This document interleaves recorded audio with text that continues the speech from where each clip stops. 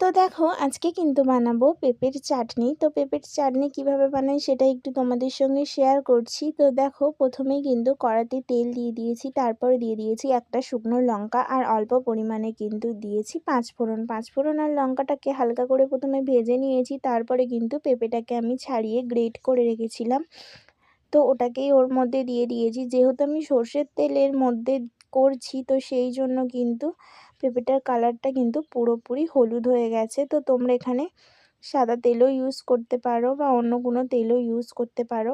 তো তারপরে কিন্তু ওর মধ্যে আমি দিয়েছি 1 বাটির হাফেরও হাফ চিনি, যেহেতু আমি অল্প পরিমাণে বানাচ্ছি সেই কারণেই।